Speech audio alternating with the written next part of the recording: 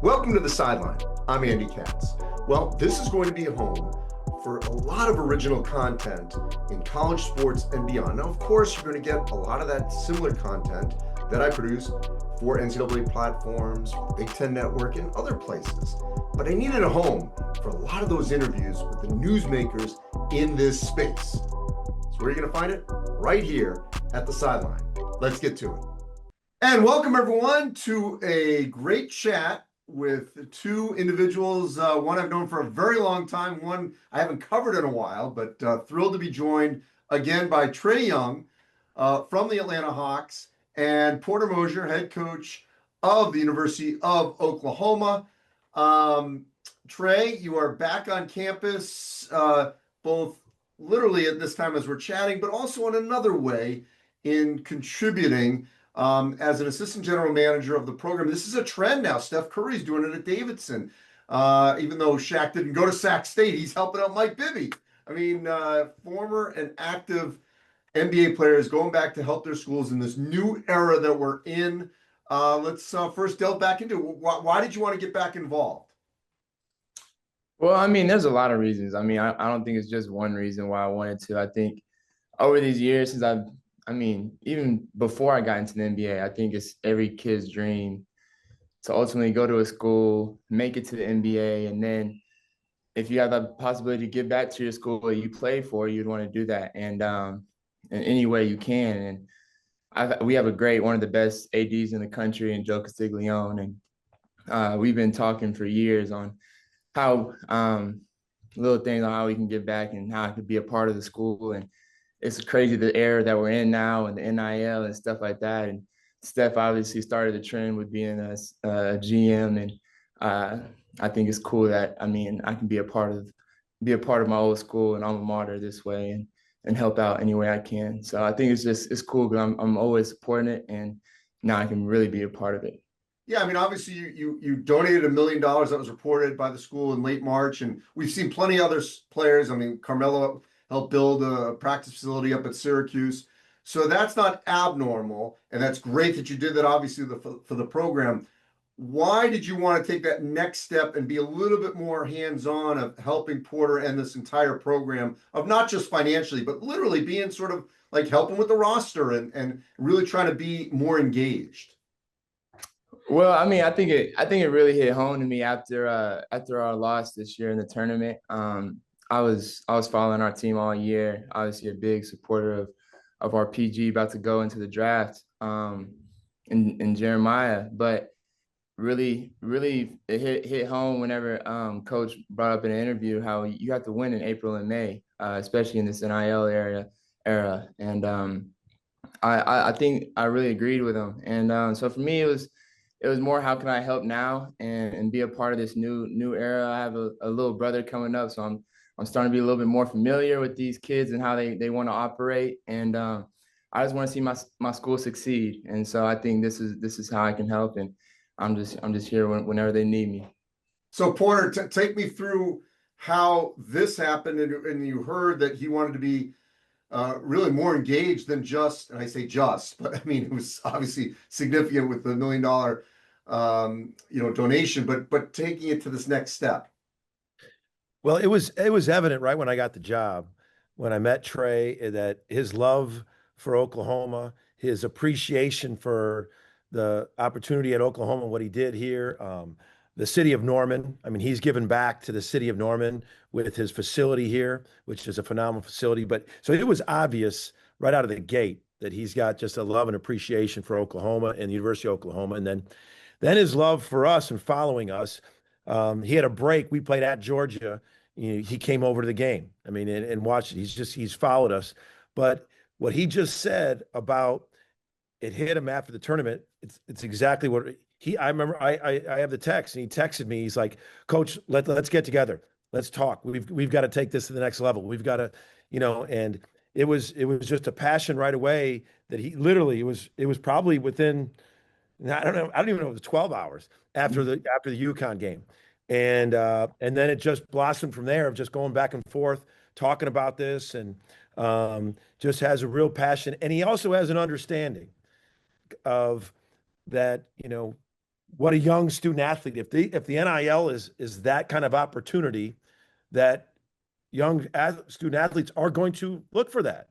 I mean, it's going to be something, and we have to position ourselves to be competitive. And he gets that, and that's why he wanted to jump in and help right away.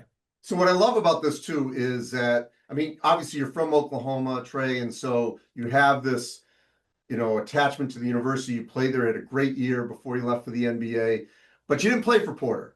I don't know anyone that doesn't like Porter, that doesn't have a great fondness for him. But the fact that there's a connection when you didn't play for him, how did that materialize when you didn't have that built in? I mean, I think that's just the nature I have for the love and respect of the game, and understand that Coach Kruger wasn't going to coach here forever. And whenever I knew that he left and there are people, I mean, going to come in and replace him, like when you hear Coach Moser come up, I mean, you don't hear nothing but great things about him. I've known him since he's gotten here. Every time I see him, it's like great energy. You feel it in the gym. You can see it on the screen when he's coaching. It's just great things that you love. And for me, I think that's the best part and reason why I wanted to text him that and let him know that I got his back, and I want to take these things to the next level. And I think me being in this position, I understand what it's like as a recruit. Whenever you can go into a place and there's people that are in positions above you that can help you achieve your dreams and help you get to that next level. And having somebody like Porter is obviously one step for that, but having someone like me coming in and helping him back him up too is just another piece that can help us take us to the next level. Porter, you want to tack on that, just how critical it was to connect?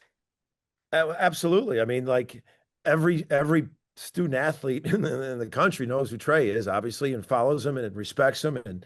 And when, I can't tell you how many times people have said, "Oh, we saw Trae's going to be part of your program. He's going to be one of the GMs," and that's been really cool. And but for also, he'll come back, and you can see before this situation even come arise, he'll come back on campus and he'll play pickup with the guys. And there's a great picture of him with Jeremiah.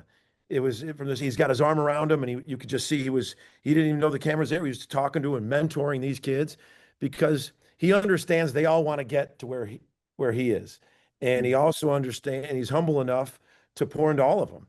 And so it's just been a great connection, and hopefully as we go future on, he can connect more, former OU athletes. I mean, Blake Griffin, who's been someone who's, with the strength facility, but Trae can be, and he is, a connector. And he's a connector in this generation. He's a connector that understands the landscape of where we're going with this NIL. It's just a different landscape than maybe some student athletes from 15 years ago and past understood, even 10 years ago. So he can also, really rein people in and help them understand this is where we're going and this is what we got to do. And we couldn't be more excited for it.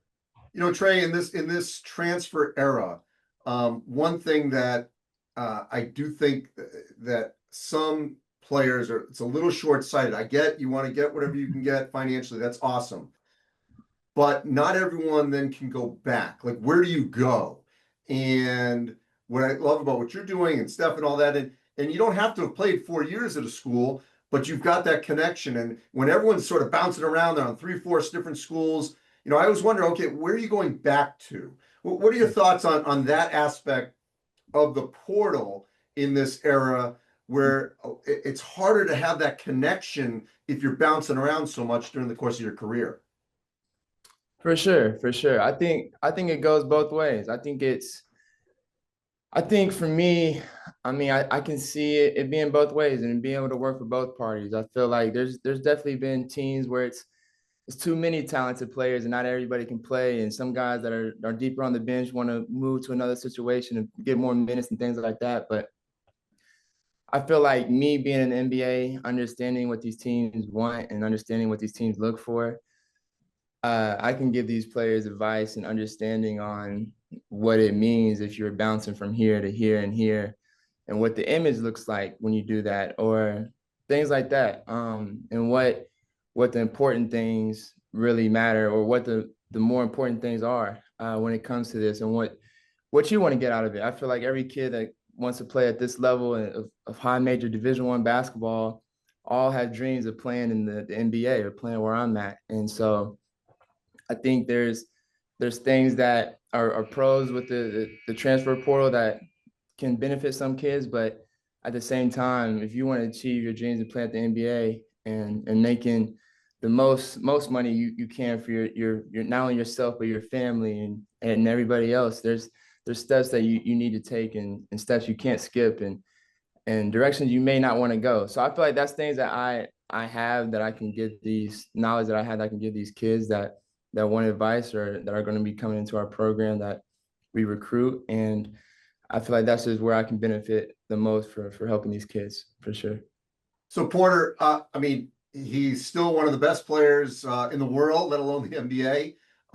Very busy, certainly during the season. So how will this work in terms of, communication between the two of you and the staff, during the course, especially during the course of the season? Yeah, well, for his season, it's his season. He's trying to win an NBA championship, and I love his passion for that and how hard he works when he's home. But just love to collaborate. And what he just said, I want to build on. When you talk about giving people advice, it's one thing. I can't give him as much as I can tell him and give him through my experiences.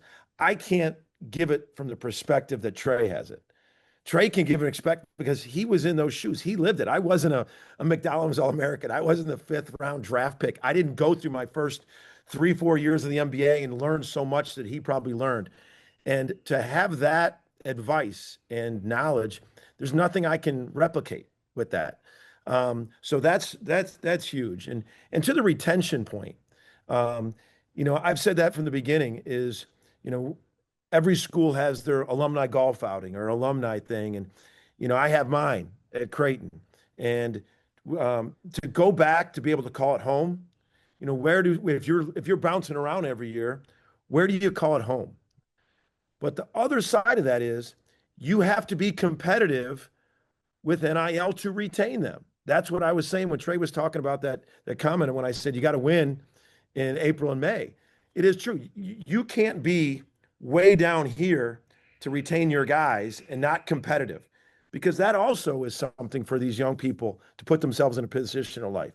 And that's why I think Trae's position, where we're heading, to help bridge that gap to where there isn't a huge gap, to where we can retain our guys, so that these guys can call it home and not want to leave. Retention is such a big thing, but I'm looking forward to the future of this and can continue to collaborate with Trae to see how this can evolve. It's the beginning stages of having something like this go on. I'm looking forward to collaborating with them. Just, hey, where can this go? Well, this creative ideas of how much this can evolve and be beneficial to help Oklahoma get where we were talking about, get to a national championship, get to a Final Four. And that's both of kind of what we've been bouncing around in our heads and talking about. Trae, where do you hope it goes? Oh, to a lot of championships. I mean, me, I just want to win. I mean, I when I came here, we didn't make the tournament the year before, and I mean, we got all the way up to top 3 in the country, and that was the reason why I'm an NBA player today. I understand what it takes to make it to the next level, and it's winning at a high level, and so I'm involved like as much as Porter wants me to. And I mean, he'll text me, and there's things that we see and things like that. And throughout the season, I'm gonna be open book. So whenever he needs me, my phone is open. He has my number. If I change it, he gonna have that one. So that ain't never gonna change now. Hey, one last thing, Porter, just how things have changed NCAA wise. Like he may not be literally sitting next to you as a assistant coach, but what are the sort of the new sort of open guidelines that someone like Trae can do for you in a program? Well, in his position, he's a paid employee, and he's an employee. And so he's allowed to, with us, to have contact with them on a recruiting visit on campus. He can make phone calls. We can do that. And so those are, obviously the compliance parameters with that, but that's all legal. But it's the collaboration. It's on campus and, with our guys, there's just so much of the benefits of all that. But he can call, he can, contact on when we have recruiting visits. All that is great stuff you can move forward with. All right, Jeremiah Fears, NBA draft in a couple of weeks. He's bandied about as a potential lottery pick. What do you think his prospects are, Trae? Oh, I mean, he's gonna be a lottery pick. I don't think it's an if he's a lottery pick. He's gonna be a lottery pick. It's just a matter of what team he goes to. And I mean, we've been talking a little bit throughout this draft process, and just want him to go in there and understand and enjoy the draft night. But all the work starts after that. And but he'll be fine and he'll enjoy wherever he goes. So I'm excited for him though. Why do you think he's ready? I mean, when you're a one and done PG out of Oklahoma, I don't know what it is. I feel like something about it. It's just maybe you're just ready. So maybe that's just what it is, and maybe that's something we got in common. I like his competitiveness. I think that's something that I saw all season. He competed, and he's a year younger than even most of the freshmen this year. So he has a lot of competitiveness about him, and he got us a lot of wins this year too. So I love his competitiveness, and I'm ready for it. Just watch him. Porter, your last word on Jeremiah. I think he's ready just because of his journey. He absolutely loves the game. His work ethic is impeccable. First one in, last one to leave. He's durable, never missed a practice, never missed a game. And his growth in the #1 league in the history of college basketball in the SEC this year, just watching his growth from the start of the year to the end, he just grew, learned, got better, got stronger, evolved, and did it against the best league underneath the NBA, and he's ready because that work ethic and that drive, and he did it on this stage. Well, it's going to be great to see where he lands, but I agree with you. I think he's a lock for the lottery. Trae, so great catching up with you, and Porter, of course. This is awesome, and can't wait to see how it all plays out. But I think the trend has begun. We're going to see a lot more of this across college basketball. Thanks for joining me. Yes, Thanks, sir. Andy. Boomer.